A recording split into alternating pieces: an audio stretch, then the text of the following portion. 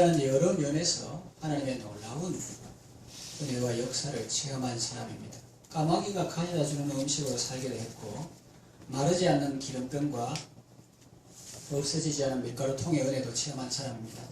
죽은 아이를 다시 살리기도 했고, 회오리 바람을 타고 성천하기도 했습니다. 물론 하나님께서 하신 일이지만 그는 사람으로서 하나님의 놀라운 일을 직접 체험하고 경험했던 사람이죠. 자, 그렇다면 엘리야가 만나고 체험했던 하나님은 어떤 분이십니까? 첫째로 놀라운 방법으로 역사하시는 분입니다. 인간의 생각, 상상 바뀝니다. 아합이 이스라엘과 더불어 전국에 수령 수배를 해가지고 아합을 엘리야를 잡으려고 했는데, 하나님은 독신의 남자 선지자를 과부의 집에 가게 하셨습니다. 인간적 생각은 불평이 있겠죠. 좀 잘 사는 집에 보내지 먹을 것도 없는, 그것도 과부 집에 독신 남자가 가게 하시고 좀 불편합니다. 이렇게 할 수도 있습니다. 그런데 하나님은 그 우상숭배의 속을 시돈의 사렙다에 속한 과부의 집에 가게 하셨습니다. 이스라엘 영토가 아닌 원수의 나라 우상숭을 본거지에 사는 사람에게 말입니다. 내가 그곳 과부에게 명하여 너를 공개하게 하였느니라. 하나님의 통치 영역은 이스라엘에 해당되지 않습니다. 오늘날로 말하면 하나님의 손길은 교회 안에 있는 사람에게만 미치는 것이 아닙니다. 교회 밖의 세상 영역에도 주의 손길은 미칩니다. 안 믿는 사람에게도 하나님은 말씀하십니다. 그들은 비록 아버지를 모르고 인정하지 않는다 할지라도 하나님은 그들 모두를 창조하시고 돌보시는 분입니다. 우리 흔히 말하는 말처럼 아버지를 인정하지 않는 자식은 있어도, 어떤 사람은 좀 괘씸해서 그런지 거기 놈자를 붙입니다. 아버지를 인정하지 않는 자식 놈은 있어도 아버지 없는 자식은 없다, 그렇게 말하죠. 그래서 오늘 이 성경에 나오는 이 놀라운 이야기를 세상 사람들은 잘 모르겠죠. 왜냐하면 세상 사람들은 수도에 관심이 많습니다. 서울에 관심이 많습니다. 제가 어떤 훈련 받으러 서울에 가서 그 교회 탐방도 하고 또 권사님 집에 가서 서울을 모임도 인도하고 이런 적이 있는데, 관심 보는 시간에 그 권사님이, 저는 서울 태어났으니까 서울 바깥에 나간 적이 한 번도 없고, 서울 바깥에 사람 어떻게 사나 궁금하기도 하고 내가 못 살 것 같다.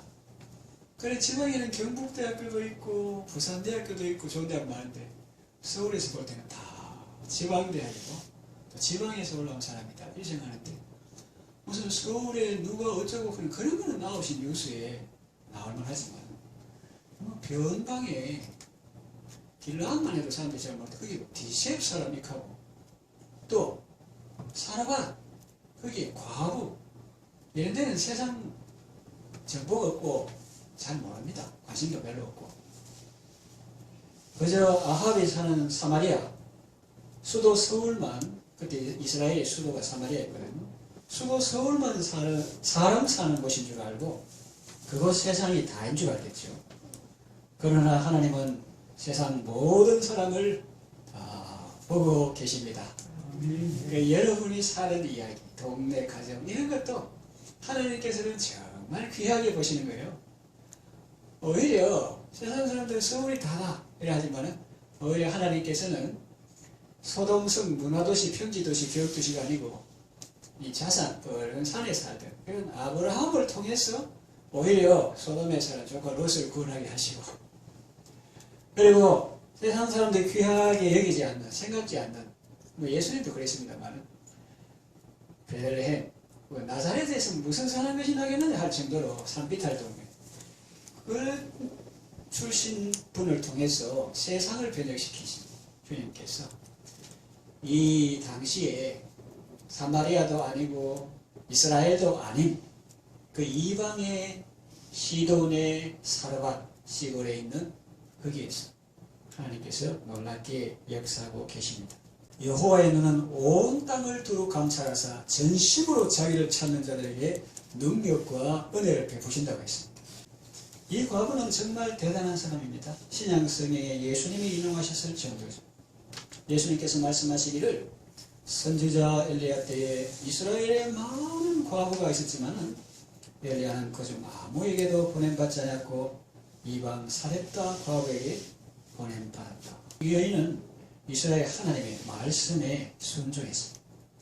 그래서 자기도 당장 먹을 것이 없는 상태였지만 하나님의 선지자를 자기 집으로 영접하고 떡을 대접했습니다. 그리고 죽은 아들이 다시 살아나는 사건을 통하여 엘리야를 신뢰하게 되었고 그 입에서 나오는 하나님의 말씀도 진실한 줄 알게 되었습니다. 아까 우리가 읽은 마지막 절에 나오죠. 여인이 엘리야에게 이르되 내가 이제야 당신은 하나님의 사람이시요 당신의 입에 있는 여호와의 말씀이 진실한 줄 알아라 하니라. 요약하면 이방인이라도 하나님을 믿고 구원받았다는 말입니다. 당시 유대인들과 비교하면 아주 대조적이죠. 하나님은 오늘도 우리 생각 밖에 놀라운 일을 행하십니다. 유명했던 사도 베드로조차 자기의 고정관념을 꺾어야 할 정도였습니다. 그러니 내 생각, 내 고집을 내려놓고 겸손히 주의 말씀에 순종함으로 하나님의 놀라운 구원 역사에 귀하게 쓰임받는 여러분 되시기를 바랍니다. 두 번째, 기도에 응답하시는 분이다 하는 거죠. 하나님은 엘리야의 기도에 불을 내려서 응답하셨습니다. 잠시 역사의 현장 속으로 여행해 봅시다. 갈멜산으로 가봅시다. 저기 거짓 선지자 850명이 있습니다. 바알 선지자 450명, 아세라 선지자 400명, 그리고 그들의 배후에 아합과 이세벨이 위세당당하게 앉아 있습니다. 온갖 제사 도구를 갖추고 다양한 방법으로 자기 신의 이름을 부릅니다. 헛된 것이니까 꾸미는 것이 많죠. 속이 없으니까 끝이라도 막 시작해야 될 것 아닙니까? 그래야 뭐 있어 보일 것 아닙니까? 그런데 엘리야는 다릅니다. 그 모습만 보면 너무 초라합니다. 저러다가는 하늘에서 불이 내려오기는 그냥 있던 불도 꺼질 형국입니다. 재단에 섭을 지고 갖다 놔도 부족할 판에 거기다 물을 붓다니, 그것도 한 번도 아니고 여러 번 부어가지고 도랑에 물이 거덕하게 나무 다 젖고, 그런데도 불이 붙는다면 그야말로 기적 중에 기적 아니겠습니까? 그런데 하나님은 엘리야의 기도를 들으시고 불을 내려 응답하셨습니다. 뇌물뿐만 아니라 나무도 태우고 도랑에 물까지 핥았습니다. 모든 백성이 보고 엎드려 말했습니다. 여호와 그는 하나님이시로다. 여호와 그는 하나님이시로다.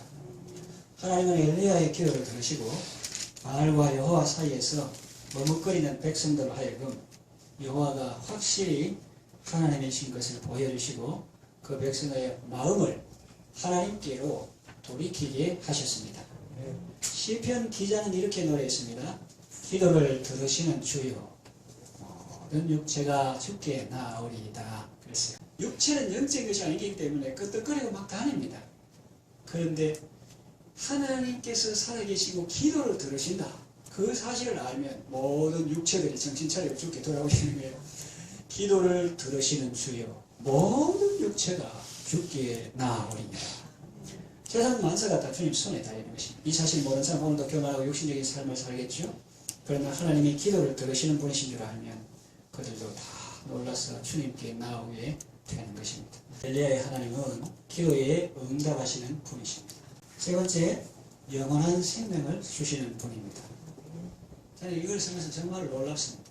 왜냐하면 이 세상 사람들 죽이려고 지금 전국에 지명수를 붙였는데 오히려 죽이려고 하는 사람들 죽고, 이 사람은 죽음을 보지 않고 하늘로 갔습니다. 대단하더라고요. 자, 그는 전제군주 아합 앞에 나아가 선포했습니다. 그 아합이라는 왕은 이세벨에게 충동을 받아서 여호와의 선지자들을 칼로 죽인 사람입니다. 많은 사람들이 죽었고 또 많은 사람들이 산이나 굴에 숨어 지내고 있습니다. 오바다라는 그 총리는 그 100명을 숨겨가지고 떡과 물을 공급하고 떡과 물을 공급하고 그런 숨는 사람들이 있었습니다만, 그 사람들이 숨어 지내는 그런 형국인데, 그런데 엘리야는 제발로 아합 앞에 나아갔습니다. 이것은 죽음을 각오한 행동입니다. 그래서 어떻게 되었습니까? 엘리야는 죽었습니까? 아닙니다. 죽지 않고 살았습니다. 계속 사역을 감당합니다. 그래서 엘리사를 후계자로 세우고 회리바람을 타고 하늘로 승천합니다. 참으로 귀한 모습입니다. 성경에 보면 예수님 외에 승천한 분이 두 분이 있습니다. 한 분은 에녹이요, 또 한 분은 바로 엘리야입니다. 에녹의 성천을 통해서 창세기 5장에 나오는 그 에녹의 성천 이야기를 통해서 하나님은 우리에게 하나님과 동행하는 삶은 영원한 생명의 삶임을 보여주셨습니다. 창세기 5장 아담의 후예들의 족보에 다른 사람들은 모두 몇 세를 향수하고 죽었더라, 몇 세를 향수하고 죽었더라, 몇 세를 향수하고 죽었더라 그러는데 에녹에 대한 부분에서 에녹은 하나님과 동행하는 삶을 살았는데 하나님이 그를 데려가심으로 세상에 있지 아니하였더라고 기록하고 있습니다. 그리고 엘리야는 아합과 이세벨이 그토록 미워하고 죽이려고 혈안이 되어 찾았지만 그들은 그를 찾지 못했습니다. 그리고 하나님은 죽음을 각오하고 하나님의 말씀을 전한 엘리야에게 죽음이 아닌 영원한 생명 세계로 인도하셨습니다. 그 엘리야는 신약 성경에도 나타납니다. 예수님의 변화산 위에서 눈부신 모습으로 형체가 변화되었을 때 그것이 엘리야도 있었습니다. 예수님이 말씀하셨죠. 나와 복음을 위하여 자기 목숨을 잃은 자는 구원하리라고. 육신의 생명을 초월한 참 순종으로 영원한 생명을 얻으시기 바랍니다. 에스더도 그랬고 엘리야도 그랬습니다. 또 사도 바울도 그랬습니다. 사람들을 구원하기 위해서 은혜의 복음 전하는 일을 마치 하면 자기 생명을 조금도 아끼지 않는다고 그렇게 고백했는데 그런 분들에게 하나님은 영원한 생명을 주셨습니다. 그러니 여러분들도 살든지 죽든지 그것은 하나님의 처분에 맡기고 오직 여러분을 통해서 그리스도가 존귀하게 되는 것을 기뻐하는 삶을 살아가시기를 바랍니다. 내 말씀을 정리합니다. 엘리야의 하나님은 때로는 인간의 생각과 방법을 초월하여 놀랍게 역사하시는 분입니다. 그리고 기도에 응답하시는 분입니다. 영원한 생명을 주시는 분입니다. 우리가 이분을 아는 것이 왜 중요합니까? 엘리야의 하나님은 오늘 우리의 하나님이시기 때문입니다. 오늘 우리가 사는 시대는 엘리야가 살던 시대에 묻지 않습니다. 엘리야 당시 이스라엘은 하나님을 섬기는 나라라고 하지만 실제로는 우상 숭배가 가득했습니다. 참 선지자는 칼로 죽임을 당하거나 산이나 굴에 숨어 살았고 바알, 아세라, 의용 선지자들이 가득했습니다. 그러나 하나님의 사람 엘리야는 그런 암울한 시대에도 하나님의 백성들의 마음을 하나님께 돌이키게 하는 일에 열심히 했습니다. 물론 고난도 있었고 위협도 있었습니다. 인간인지라 낙심할 때도 있었습니다. 그러나 하나님의 은혜로 다시 일어나 그런 삶의 마지막 순간까지 하나님께 귀하게 쓰임받고 하늘나라로 갔습니다.